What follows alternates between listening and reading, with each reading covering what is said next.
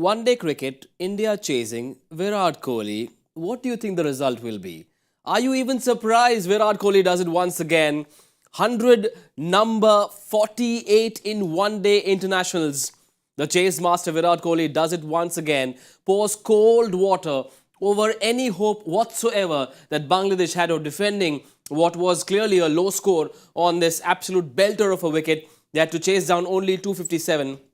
And there he was, Virat Kohli, 103 not out. There was a little bit of drama towards the end on him searching for that big 100 moment. Shubman Gill a half century. Rohit Sharma among the runs as well. It was one of those clinical performances from India, registering their fourth win, going level on points with New Zealand. India march on. Zaheer Khan and Bhattacharjya join me on Cricbuzz Live. Virat Kohli does what Virat Kohli does, Zaheer. Absolutely, and to the drama also towards the end, which everyone enjoyed. So that shows the hunger of making sure that when you are in, you got to make it count and get those three figures. But on the whole, if you look at the batting effort, I think top three batters getting bulk of runs is something which India will be very happy with. You have Rohit Sharma contributing 48, Shubman Gill 53, and then Virat getting this 100 is something which the batting coach and the coach will be very happy with. It's just about restricting the opposition. That is the first part of the play, and then chasing down in such a style with complete contribution from the top three guys is what you need to show your authority on the game, on the tournament. And that's what something which Indian batting lineup has been doing, which is a great sign for us going forward in this tournament as a team India. We saw a few fans with different alphabets and they formed the words Virat Kohli GOAT. They came to watch a Kohli 100. Of course, they came to watch India win, and a Kohli 100.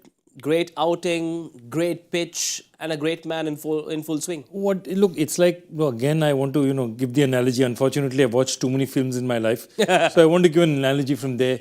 You saw how Rohit hit a few sixes. Yep. You saw a classic Bumrah Yorker. You got a Kohli century. Ticket ka money is worth, Everything is there. Drama, action, romance, everything is there. Slight bit of tragedy, suspense is also there. But we'll see.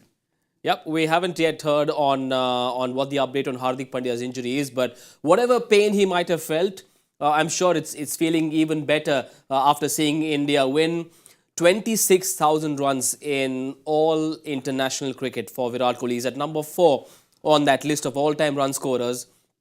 Sachin Tendulkar, Kumar Sangakkara, Ponting not too far from Virat Kohli. Number 2 should be very, very much within Virat Kohli's reach, but what a player. He's been a generation-defining player, Virat Kohli, and India is so blessed to have someone like him after Sachin Tendulkar retired. That passing on the baton moment happened just in the nick of time. No, there's no doubt about that. And that's the beauty of sport, isn't it? You have the legends of the game who set new benchmarks. Yeah. And then the young players coming, knowing that, okay, that's the number you are chasing if you want to be called as one of the greats. And that's what Virat was trying to achieve. There is no doubt about that. He's still in that race. And we always say that it's a marathon. When you're chasing that kind of a number, it's going to be a very long career. Yeah. So you got to do a whole lot of things right, and be performing consistently at the highest level. Yeah. And that's what Virat has been doing. Playing all the formats brings its own challenges, and fitness is something which should be given topmost priority, because when you talk about the longevity, you need to be playing games, not miss many. And Virat has shown that he understood those things very early in his career. Yeah. And he made those changes in his career very early in his career, and now he's just setting that as a benchmark for the next guys also to come in. How you can achieve things, you can do wonders if you are taking your skill and add all these layers of determination, dedication, that drive which you talk about, how he was running those twos, and he brings in that 120, 140% energy day in, day out in every game, whether you're scoring runs, whether you're not scoring runs. It's just about having that great quality of just getting up and doing it again, and doing it again with that kind of energy is something has been the hallmark of his career. This was Virat Kohli's third World Cup 100, first while chasing in a World Cup.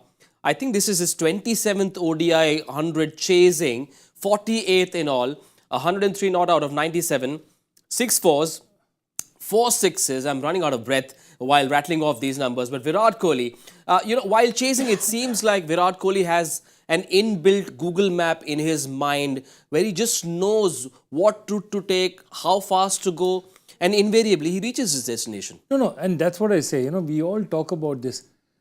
Just go, and we were talking yesterday about Cricbuzz. Go and look at his record batting first and his record chasing. Okay. Yeah.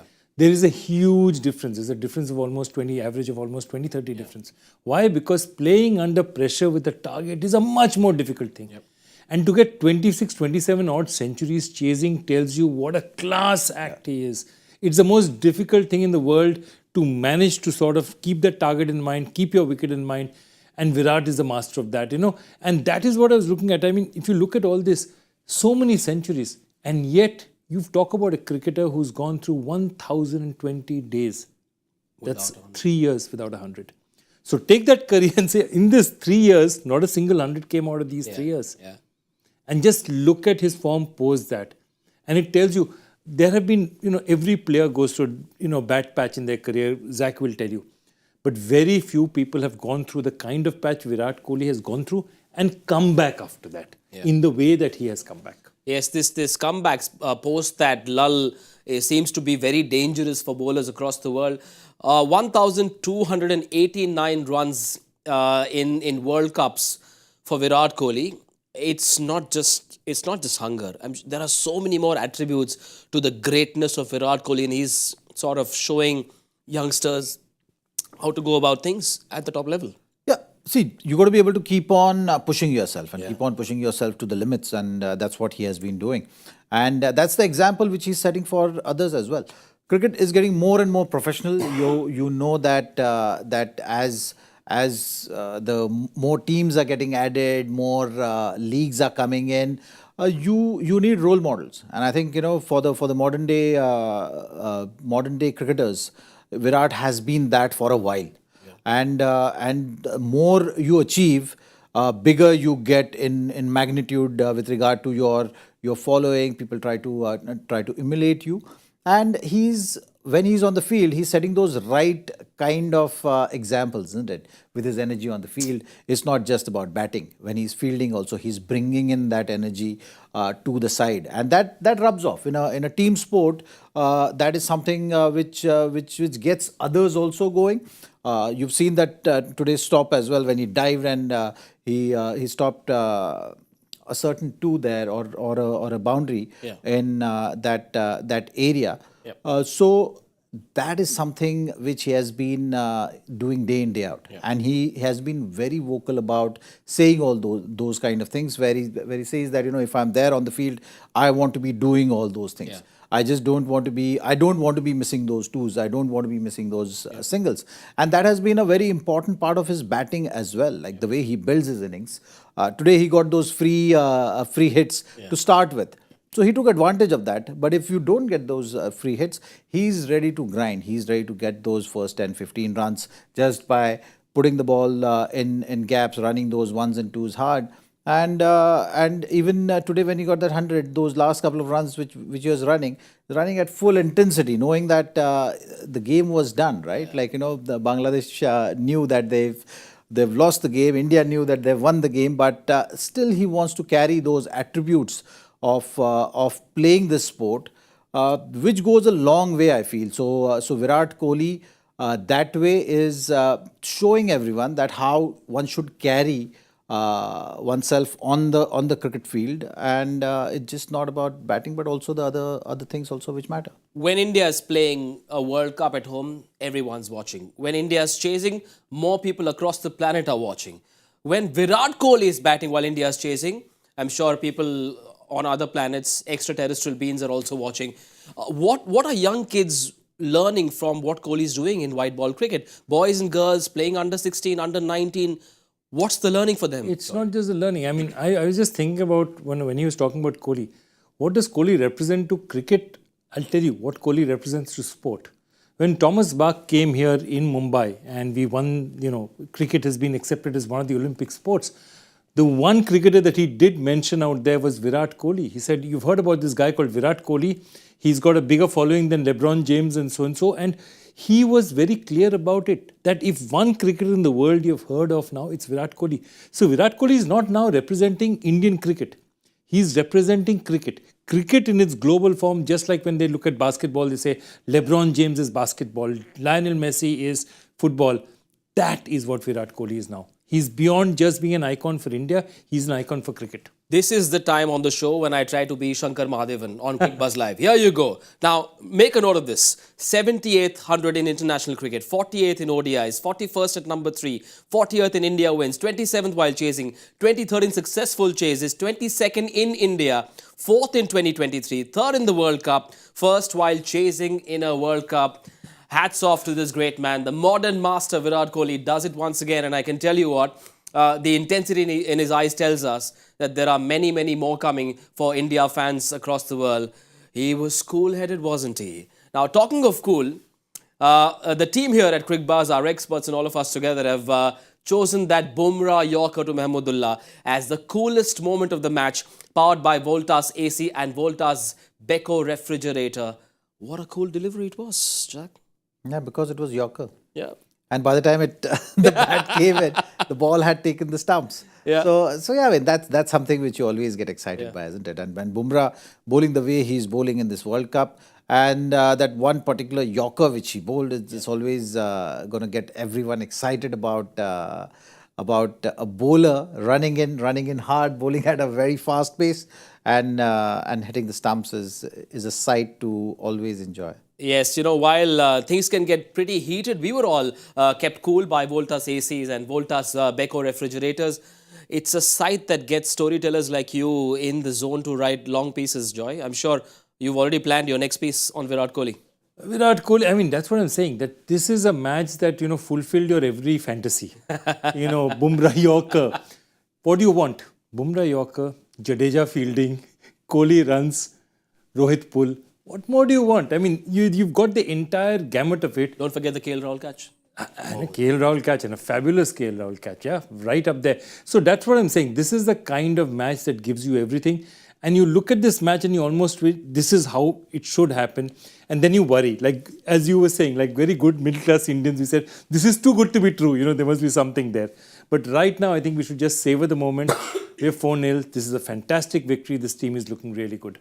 All of you got into the act and sent us your entries for the hashtag Voltas coolest moment of the day entry as well. Which ones have we picked out? Let's take a look at a couple of reactions from you guys. Ankan Mishra reckons it's boom, boom, boom, bro. What a brilliant Yorker. That's her coolest moment in this India versus Bangladesh match. We've got another entry, I believe, for the Voltas coolest moment of the day. Piyush reckons it was King Virat Kohli bowling after 6 years. That was quite a sight as well. So, however, among all those moments, we chose that Bumrah Yorker as the coolest moment of the match, powered by Voltas AC and Voltas Beko refrigerator.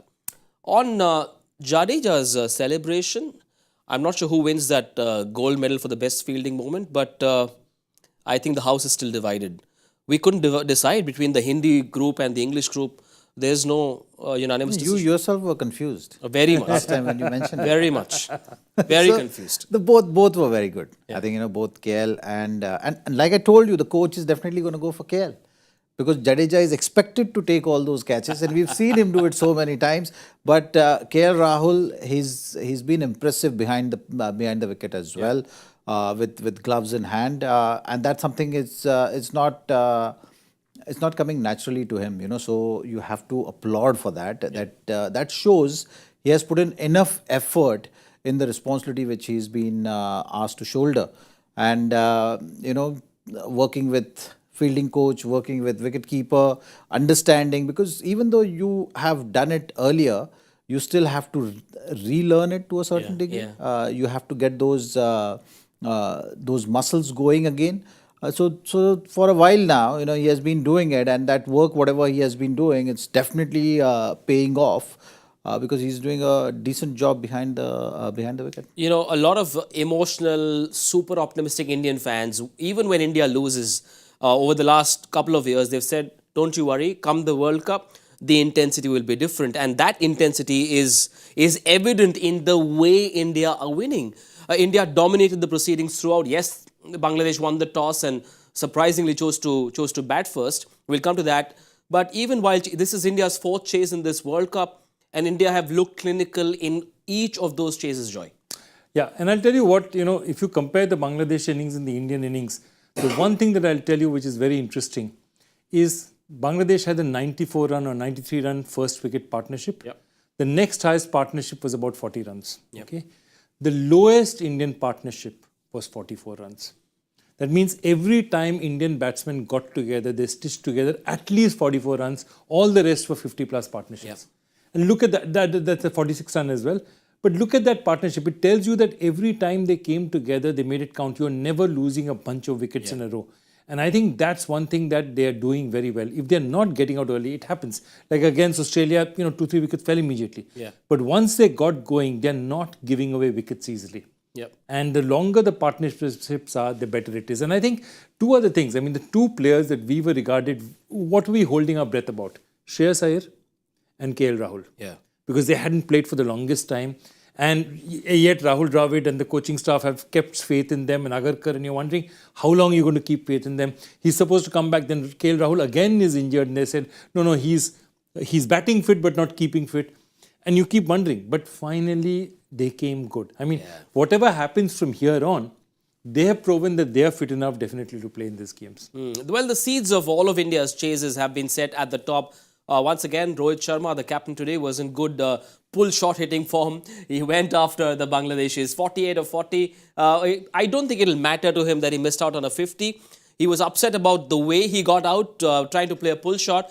But Rohit Sharma's risk appetite in this World Cup is making a lot of things happen for this Indian batting lineup. He's willing to take risks. He's willing to, take the risk of it not paying off, and he's putting himself on the line. He has been very vocal about it, and as a captain, that's what he's expecting from the whole team. He wants to have that fearless approach, and he's setting the tone. He's in the best position, in fact, to set that tone. Being an opener, you are going out there and you are walking the talk. Yeah. And in this World Cup, he's doing it brilliantly. Yeah. As his first game got out to a good delivery, and then from second game onwards, he just looked too good. Yeah. I think that is also a great sign. The opening stand is also a great sign for the Indian team.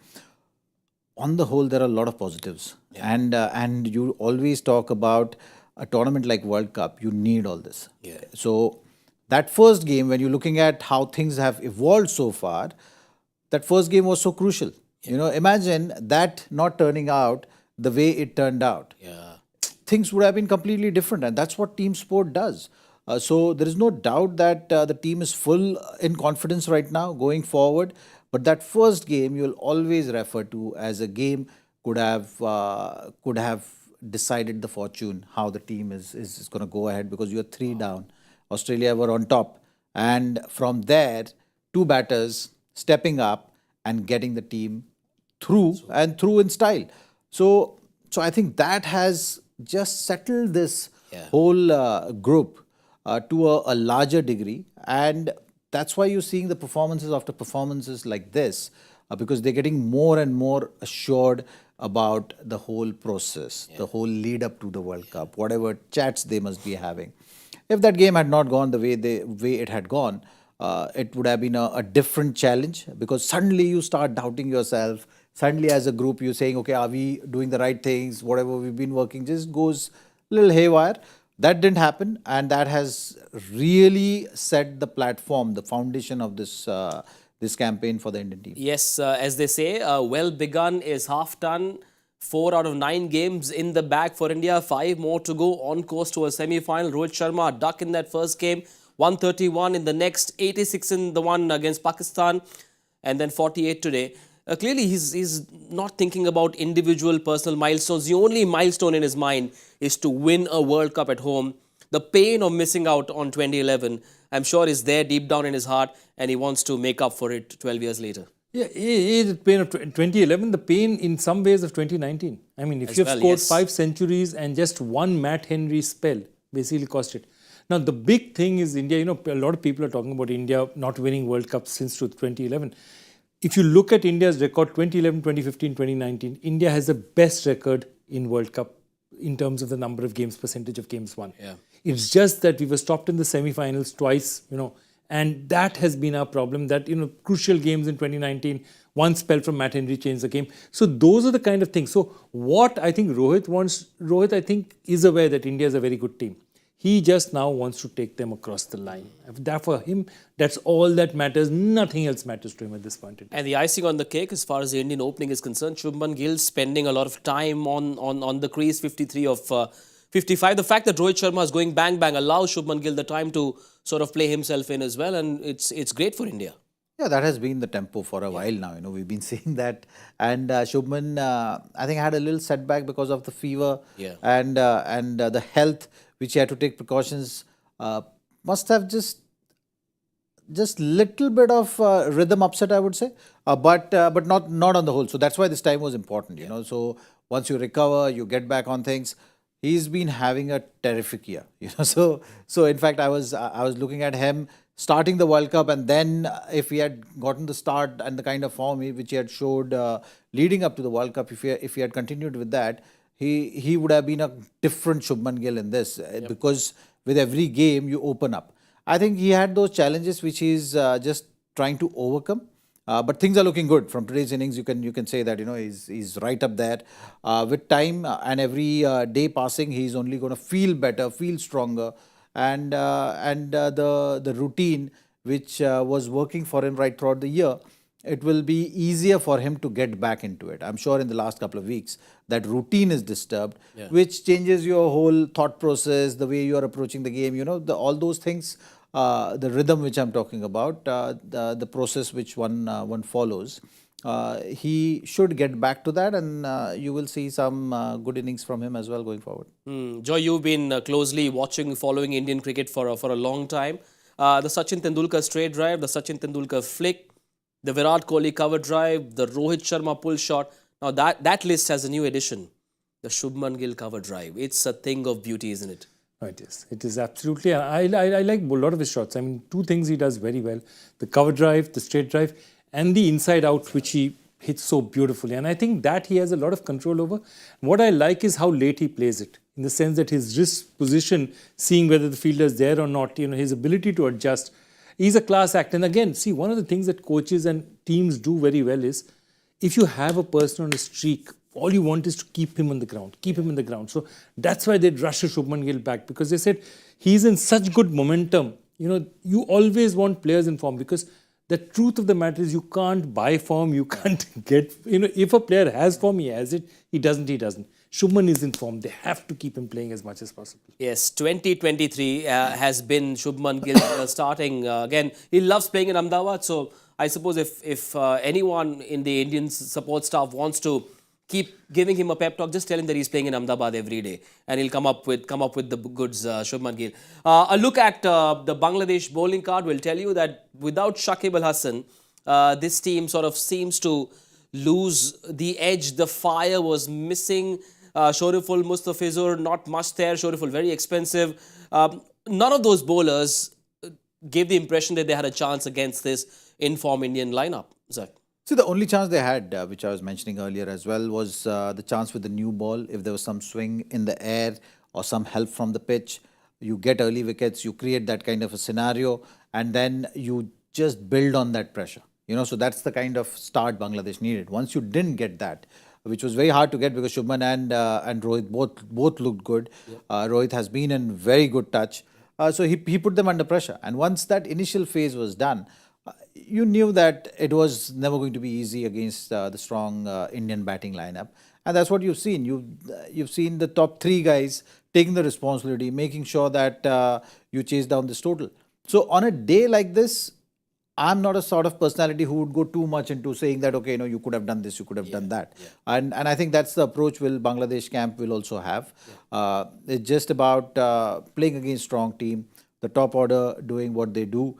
You tried your best. You've given, you've rotated your bowlers. I don't think even Shakib, if he was there today, would have been able to do something about it if you know that the batters are playing good knocks. They're in. So, all those things get very difficult.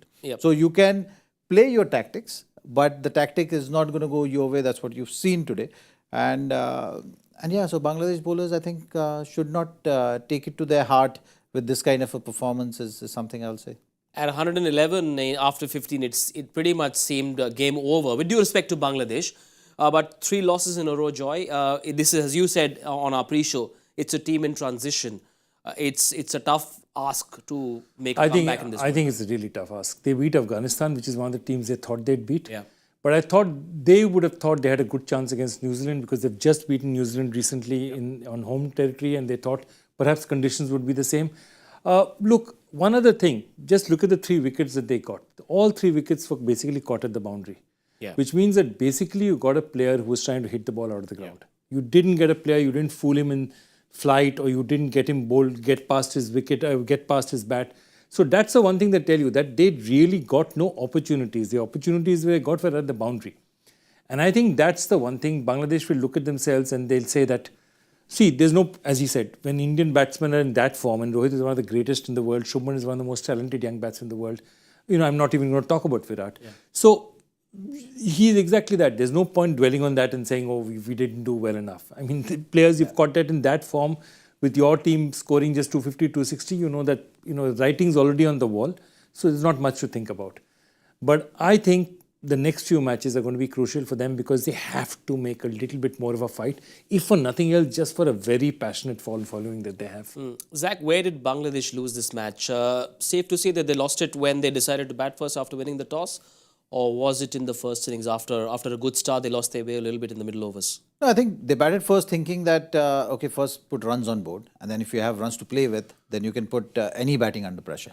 So that's the thought process. Also, it's an open ground, like I was mentioning. So sometimes in the evening, you've seen there's some swing on offer, which you can take advantage of. And in that, if you get a couple of wickets, that goes in your favor. So everything to fall into place, you need, say, 320, 330 runs. So for any batting lineup, if you lose early wickets, it's never going to be that easy. So that was the pre-plan. That's how you kind of give yourself the chance of getting in the match and hope that, okay, everything goes your way. They played their first part very well. Their opening stand was superb. They put 100 runs on board, I think, with that opening stand. And that gave them that solid platform now to put Indian bowlers under pressure in that middle phase of the game. But that wasn't the case. I think Jaddu and Kuldeep both responded very well. So there things started derailing for them. And if somehow, when you're looking at the score, you're saying that, okay, 250 plus, it's still a decent total, but a lot has to go your way. You need that initial start where you get 2 or 3 wickets and then the pressure which I'm talking about. So once that doesn't happen, then things are not going to happen for you. So I think for Bangladesh, that middle phase, if there was one partnership, then things would have been completely different and they would have given themselves the chance of getting crossing that 300 runs. And that would have given them something to play with. Once that didn't happen, I think they were always chasing the game from behind and it's never easy. Yeah, maybe in their next game, Bangladesh will think about batting Mahmudullah slightly higher up. Mushfiqur as well. Yeah, I think they are the batsmen who have looked the part so far. Tanzid has given them something, Litton has given them something. Again, play your informed batsmen, give them an opportunity to impact the game early. 3 losses in a row, 4 wins in a row for the Indian team. Where do they find themselves on the points table? Is it 1 or 2? Still at 2 because New Zealand have a slightly better net run rate, plus 1.923. India not too far behind. The only 2 unbeaten teams so far.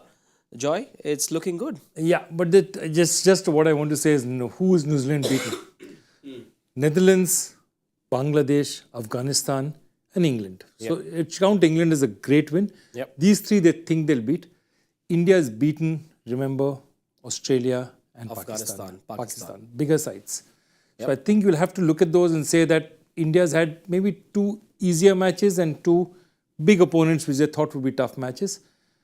New Zealand has had one really testing match so far. Yep, India have got 2 games coming up over the next 10 days against 2 big sides, the finalists from the last World Cup, New Zealand in Dharamshala, then they go out now to play the champions England, Sri Lanka at the Wankhede, and in only 2 days' time they play South Africa at the Eden Gardens and finish off with Netherlands in Bengaluru. Of these 5, on merit, on team strength, how many do you see India winning? At this stage, India looks unbeatable. But of these 5, for you? Well, I think the way they're going, you will fancy all the 5. Yeah. Because it's just about replicating what you've been doing. You've created that momentum for yourself. Yeah. And I'm saying that if they're continuing with this kind of form, that belief is only going to strengthen. Yeah. There is no doubt about that. The only concern right now which India has is the forced changes which might be coming. Oh, I've got news on that. So please tell us. At the end of the match, Rohit Sharma said he, as in Hardik, pulled up a bit sore. Nothing really major. We'll see how he pulls up tomorrow morning and then plan on how to go forward. So it's not looking too bad for India. Not looking too bad. And, you saw him back eating, I think it was Rajma Chawal, with a great deal of enthusiasm. As a Delhi person living in Delhi for a long time, seeing somebody eat Rajma Chawal makes me very happy. I hope it was Rajma Chawal. Yeah. But also remember one more thing. Once a Dharamshala match is over, one team will be 5-0. Yeah. Yep. One of the teams will be 5-0. One of these will be 5-0. And then India get a week-long break before the next game. So that kind of break will really help to sort out if any niggles, if any. Correct. So I'm saying the way they are playing, they are not thinking about tough games right now. They are thinking about we have to go out there and play our best cricket and win games of cricket. So that's the way I'm seeing it. So when you are asking me that question of how many you see India winning, the way they are playing and getting themselves out of tough situations. Yeah. Because every game you've seen, it's not been a smooth ride. Yeah. There's been passage of play where you felt, okay, now this phase is a crucial phase and someone will have to deliver here, and individuals have stepped up. Yep. So that's a great sign for any team, and that's what good teams do. That's what champions do. Yeah. So this team has looked like playing like that, being put in tough situation. They are absorbing pressure, seeing it through. All those kind of things are a very good sign for any team playing a tournament like this. And if they are continuing with this belief is only going to grow stronger and stronger as they're going to play more matches. So yeah, so you can look at it, expect them to win most of the games. Joy, you observe society from a slightly different lens. The old school, conservative Indian middle class person in me saying, don't celebrate too much. Don't jinx it. No, absolutely. Everyone has one part of them which says don't jinx it because you're there.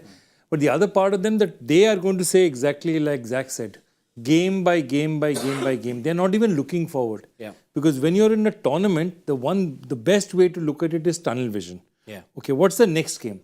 So right now they're thinking about Dharamshala. What is after that? They don't care. They don't know. They're not worried about. And just take it one game. But it's the only way to do a tournament. Otherwise, what happens is, again, you look ahead of yourself and you get caught. Because you're wondering about South Africa and Kolkata and suddenly New Zealand gives you a surprise out here. So I think India is that way. They'd be very, very sorted about what they have. And look, this is a happy unit at this point in time. The important thing in India is, one of the big problems in India is just the pressure of playing in a home ground. Because a phenomenal amount of pressure we have because we are the biggest cricket nation in the world. So the pressure with 4-0 and with the selectorial decisions looking good, they're breathing slightly easier now. The weight, a little bit of the weight is off their back. Had they lost that first match, there would have been 100 questions asked, things would have happened. So they're feeling a bit better about themselves.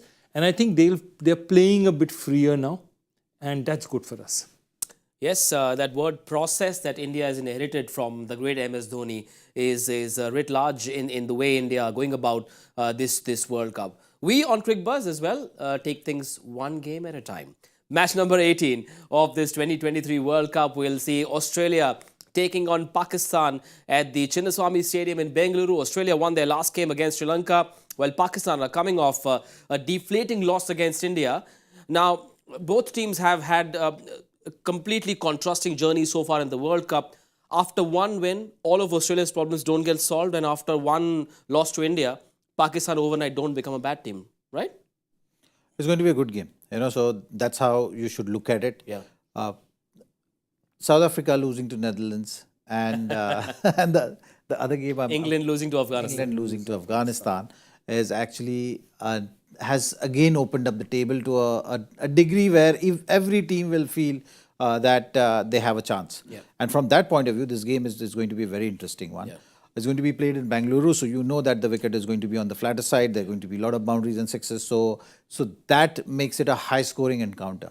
And now, when you're looking at those two teams, what stands out is that Pakistan have not been playing that kind of cricket, but Australia, on the other hand, can play like that. Yeah. They have more power hitters, more six hitters. Yeah. And in Bengaluru, you've seen a six-hitting ability in any team can be the differentiating factor. Yeah. So that way, I'm looking at it maybe slight advantage to Australia, and the way Pakistan's dependence on Babar with the bat. Yeah. Maybe Shafiq not being available for tomorrow's game with fever. Yeah. So all those kind of concerns are also there. So they'll have to tackle those. But looking at the venue, I think it might be just a touch advantage to Australia getting in the match. I'm sure Pakistan will not want to remember what happened in 1996 in Bengaluru. I had to slip that in. But on sixth inning, Mohammad Rizwan and Anifti Chacha might want to make a wave. They love hitting those big shots. Now, in this lineup, do you see the possibility of, say, Osama Mir coming in for Shadab Khan, who hasn't had a great World Cup so far, Zach? Well, there will be changes for sure, is what we are expecting right now, looking at whatever news coming out of their camp. They have some injury concerns, some illness which few players are dealing with. Yep. So we'll have to wait and see who is available, who is not available. And on those grounds, I'm expecting some changes. But for maybe Osama Mir is someone who will be coming in the playing 11. Yeah. The other thing is to get a Mohammad Wasim Jr. in for a Mohammad Nawaz, because spinner tend to go on this kind of small pitch, small ground. Spinners tend to go. Yep. So get in another fast bowler perhaps. See, these are all tactical changes that they'll need to look at, and I feel it's a more important match for Australia than for Pakistan. I feel that if Australia if they lose this, they're going to look at this campaign and be a bit worried about it. Now, the middle order really got choked by Jadeja and Kuldeep in that game against India in Ahmedabad. The quality of spin in this match is not the same. I mean, I know Zampa took 4 wickets in that last game, but I suppose from a spin bowling challenge point of view, this should be a relatively easier challenge for Pakistan. Absolutely, because this pitch is not known for helping spinners that much. They're very cruel to spinners. In fact, even the fast bowlers also at times find it very difficult. So we'll have to wait and see how it goes. If the pitch is how we've seen typically at Chinnaswamy, then it's going to be Australia will be breathing easily. Let's just put it this way, because they have a lot more things going, and they will be breathing easy because they are spinner light. Yeah. So their plans will be more equipped to take advantage of a flat pitch, which they've not gotten so far in the tournament. If you see, Lucknow game also was not an easy one for them. Chennai game was not an easy one for them. So for them to turn this campaign around for that team, this is the most ideal scenario, I would say. And for that, their openers need to fire, the batters need to come to party. You have enough bowling resources and experience in that team. So I think they will have a good game tomorrow. Pakistan has the second worst spin bowling performance in this World Cup so far, an average of 61.80. Joss Inglis among the runs in that last game. Maxwell knows this Chinnaswamy Stadium really well. They should be licking their lips, Joy. Yeah. Maxwell knows it. Stark has played here. Yep. So they know this pitch. They know what it requires to do well out here. I think this is the kind of pitch and this is the kind of plays they'd like to play. Interesting. I don't think they'll make too many team changes. I think the only change will happen when Travis Head finally arrives. I'm not sure if he's arrived or not. If Travis Head is here and he's not injured, I think he's probably going to play the next match, probably not this match. Otherwise, I don't see any changes because I think if you see it, it's always going to be Stoinis versus Green. Both of them can't play. Yeah. And I think at this point in time, they're going to go with Stoinis. How about Sean Abbott for Zampa? Despite Zampa having taken wickets, a tactical change possible? Well, Zampa's had a good run, Yeah. and I think one spinner they will want in the side. The another spinner they have is Maxwell, who's been doing a decent job for them. So they have enough bowling options. I think the one change, if at all, they want to think about is maybe bringing in Cameron Green for Labuschagne. Is that the direction they're going in? That's the question. For his beginning abilities as well. And giving you more cushion on a Chinnaswamy flat pitch. Yeah. You know, so that's something which they might debate. Other than that, I don't see them tinkering too much. I think it's just about getting the confidence going. I think that group is looking low on confidence, and they need that one solid win to get things started. Yes, Australia will want to win this one so that they can give Travis Head enough time to recover and maybe play a game next week. We haven't really heard anything official on that yet. But before we wrap up, gentlemen, who starts favourites and your players to watch out for one each? Favourites, I'll have to say it's Australia at this point in time. Players to watch out for. I think for me, on a pitch like this, if Mitch Marsh will lick his lips to, open the batting on a pitch like this is just his kind of pitch. Ball coming on, whack it, it goes out of the ground. So he'll relish batting on a pitch like this. I think Mitch Marsh is important for the kind of starts he gives. Because if he starts well, then, Warner can play himself in. Yeah. Warner doesn't need to take risks. And that's how Warner likes to play his cricket. If you remember, Bairstow and Warner were very good because Bairstow would take the risks early and Warner could play himself in. Yeah. And similarly, I'd say from the Pakistan side, I'd say difficult to call, but I think if Shaheen Shah Afridi does not give them wickets up front, they'll be in trouble. So I think they really need him to come to the party. Zach, for you? One each. Well, I think Warner is someone who I'll say for Australia, he needs to get runs, he needs to start. And in absence of Travis Head, the responsibility goes on to him even more. Yeah. So that one player, I would say from Australia. From Pakistan, I think Babar Azam. Babar Azam needs to score runs on Chinnaswamy pitch for sure. Yeah, they will like it. And I really hope there's a big crowd that comes in to watch this clash between Australia and Pakistan. I know what you guys are now waiting for, guys and girls. Joy Factor. Okay, here goes. Question on, thanks to a brilliant catch by Shakib Al Hasan, what unique feat was achieved in a test match in which a current US cricketer made his test debut? The current US cricketer is surprise Corey Anderson, who used to play for New Zealand and is now moved to the US to play for them because, he obviously thought his chances of qualifying there were much higher. And he made his debut, and of course the person was Sohag Ghazi, who became the only player to score a century and take a hat-trick in the same test. And it's amazing to have a career like that, to do something like that, and then in 2 years to be in the wilderness. And that tells you perhaps a story of why Bangladesh cricket is not moving forward. He was looked on with so much, so much belief was there in his talent. Not there anymore. It's a tough one. So today, before we announce the winner and his name, his or her name, let's have our thumbs up in advance, sir. What is this thumbs up business? Thumbs up. Uppar. Sabse uppar. Zach, aapka bhi. इसलिए Now the winner's name. Bring it up. Rishi Rukyana. I've seen the name before. Well done, Rishi. Rishi Rukyana. Well done. You can take a screenshot of that and show it off to your family, to your neighbors, to your girlfriend, wife, boyfriend, whatever. Next match onwards. Look at Zach, look at me. No more thumbs up, please. So you did it on that graphic, sir? I did it for one frame. They took the picture. What can I do? Okay, you pick another pose. We will get that graphic changed. The producer is my friend. You want another pose? Okay, You want to do this? You want to do a flying kiss? in the flying case, I'll leave for you. How about we I end? want to do this. This means, you know what? What? Number one. Out. Out! Well done. That is what the producer is telling me. Now, Yeah, you are Kaam ho out. gaya? Out of here. But what we'll do is, in the spirit of good cheer, which is always the case here on Cricbuzz, we will end the show as the director cuts to a one shot of Joy, and he shall give you all a good night flying kiss. No way. No? No way. Out. You're on a hat trick. Your time is limited. That's out. Time's up. Good night. Sweet dreams.